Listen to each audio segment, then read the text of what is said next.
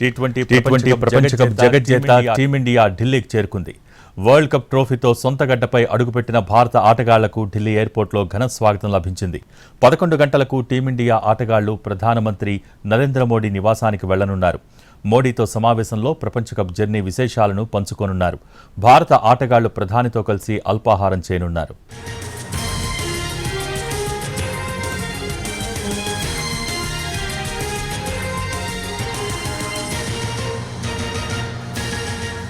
ఆ తర్వాత భారత బృందం సాయంత్రం 4 గంటలకు ప్రత్యేక విమానంలో ముంబైకి వెళ్లనుంది.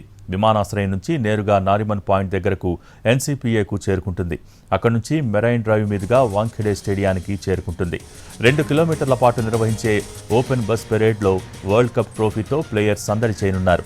వాంఖెడే స్టేడియంలో నిర్వహించే కార్యక్రమంలో ఆటగాళ్లను బీసీసీఐ సన్మానించనుంది. Captain Rohit Sharma world cup ట్రోఫీని బీసీసీఐ కార్యదర్శి జై షాకు అందజేయనున్నారు.